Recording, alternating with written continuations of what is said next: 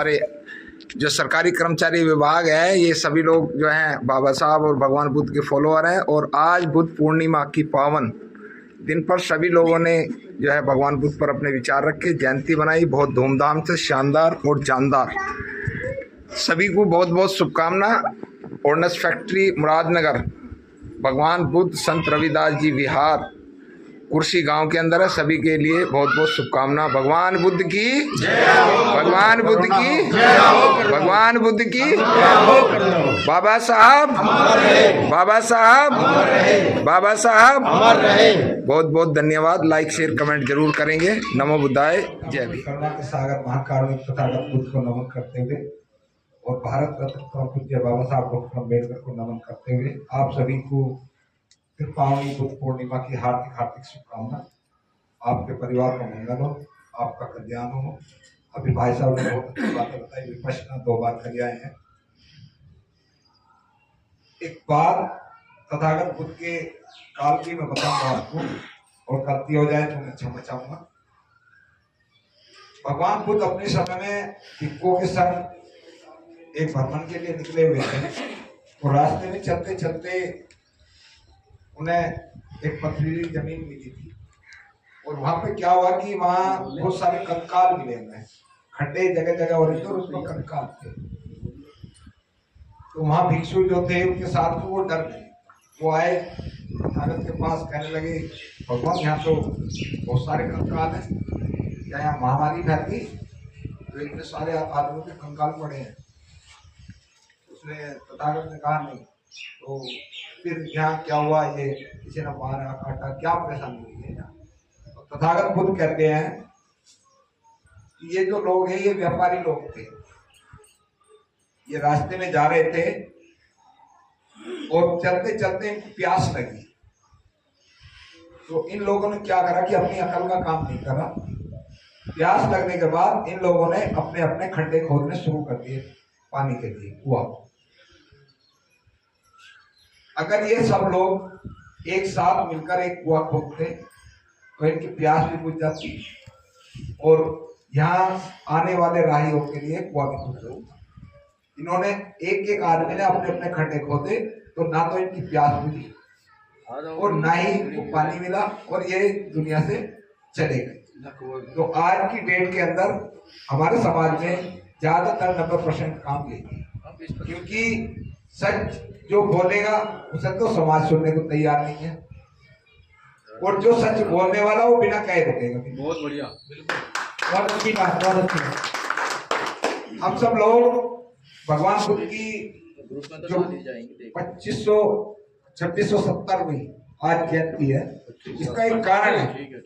माता बहनों, आप विशेष ध्यान रखें कि संसार में तथागत भगवान बुद्ध एक ऐसे इंसान पैदा हुए हैं जो जिस दिन पैदा हुए इसी दिन इनका परिनिर्वाण हुआ और इसी दिन इन्होंने सारनाथ के अंदर सबसे पहला प्रवचन दिया। तो इसलिए से त्रिपावनी बोला जाता है। और कभी भी संसार में भगवान बुद्ध का वर्णन नहीं, एक ने व्यक्ति है ये।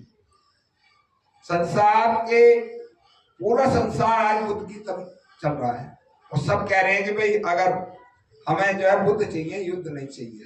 लेकिन हमारे देश के अंदर कुछ परंपराएं उल्टी है शुरू से, क्योंकि यहाँ ज्ञान श्रेष्ठ नहीं है, यहाँ शिक्षा श्रेष्ठ नहीं है, यहाँ जाति श्रेष्ठ है। आप कितने भी ज्ञानी हो, कितने पढ़े लिखे हो, कितनी अच्छी पोस्ट पे हो, लेकिन दूसरा आदमी जिसे हम लोग बार बार एक बात रिपीट करते हैं, अपर कास्ट, अपर कास्ट हमने बना रखा उस अपर कास्ट। कहाँ कौन है अपर कास्ट? संविधान के अंदर सबकी नसबंदी कर दी है। अपर कास्ट कौन है? हम बना रहे ना उन्हें सजेस्ट कि भाई ये जनरल होगा, ये ओबीसी होगा, ये एससी होगा, इतने तो दिया संविधान में। तो अपर क्यों कह रहे हैं किसी? जब हम ही अपने से बड़ा दूसरे को मान रहे हैं तो वो तो हमें छोड़कर मानेगा ही मानेगा। एक शब्द और चलता है, सबसे ज्यादा हम बोलते हैं कि भाई ये दलित शब्द कहां से आया है, हमें पता ही नहीं चल रही। ना तो वक्ताओं को पता, ना पढ़ने लिखने वालों को पता, ना किसी को पता।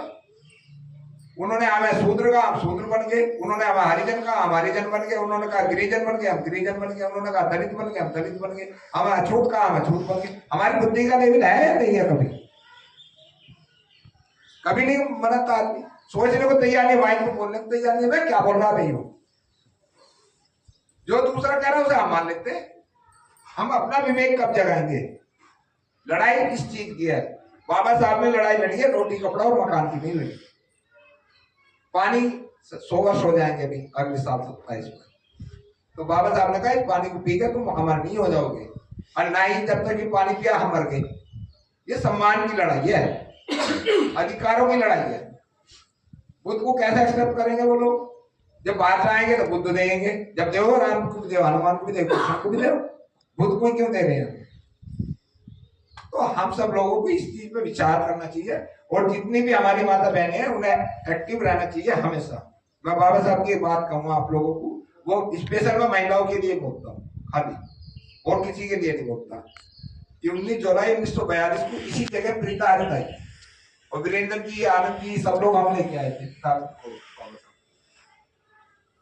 जब इस सभा को संबोधित कर रहे थे बाबा साहब, तो उन्होंने शेड्यूल कास्ट फेडरेशन की स्थापना करी।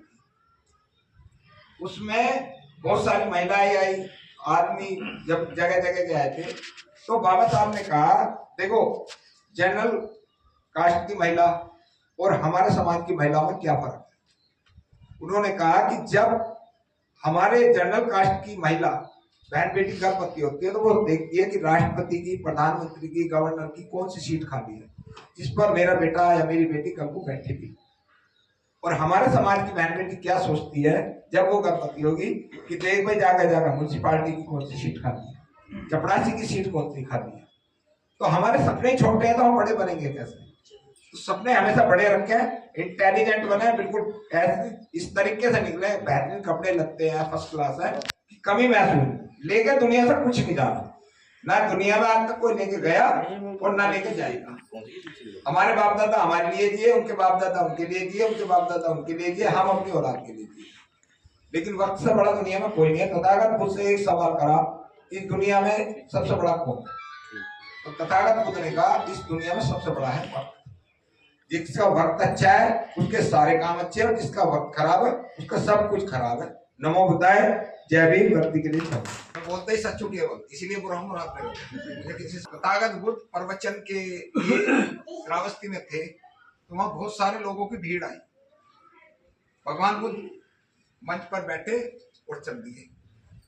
दूसरे दिन उसमें से आधी भीड़ आई, तथागत बुद्ध मंच पर आए, देखा और चले गए। तीसरे दिन फिर उसमें से छटते छटते कम रह गए, तो तथागत बुद्ध ने देखा और बैठा, तो आनंद ने कहा भगवान 3 दिन हो गए, लोग दूर दूर से आ रहे हैं, भूखे हैं, प्यासे हैं, और आप इनकी ओर को देखते और चले जाते हो।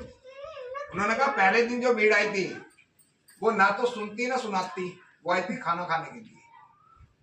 दूसरे दिन जो ये आए हैं 80-50 किलोमीटर से, इसमें से आधे तो मुझे सुनने के लिए आए हैं और आधे यहाँ उपाद मचाने के लिए आए हैं। अब ये जो तीसरे दिन लोग आए हैं हमारे यहाँ, ये ध्यान से मुझे सुनेंगे जो मैं इनके प्रवचन दूंगा। पूरे मुरारनगर के अंदर कितनी आबादी है हमारी? ठीक है, 40-50 हजार है। बुद्ध पूर्णिमा केवल यहाँ बन रही है।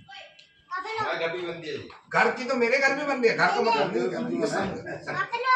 पूरे मुरारनगर में कहीं नहीं बन रही, कहीं नहीं बन रही। तो ये जो आपकी जो चीज बन रही है शांति पूर्वक तरीके से बन रही है। अभी बाबा साहब की जयंती बनी थी, कितने हजार लोग पहुंचे थे वहां? पहुंचे ना पहुंचे? कितने ने विचार धारण करे वहां? एक आदमी में नहीं है जो आयोजक है वो नाम पूज रहे, वो हनुमान पूज रहे, जो उन्हें चंदा दे रहे वो उनसे बड़े पाखंडी। क्या विचार थे वहाँ?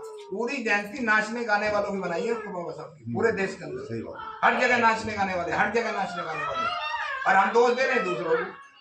हर संडे की हमारा ये निवेदन है आज बुद्ध पूर्णिमा के दिन कि आप लोग ऑर्डिनेंस फैक्ट्री में, गवर्नमेंट जॉब में हर आदमी की ड्यूटी है, प्रतिबंध है, ये हम जानते हैं, ठीक है ना।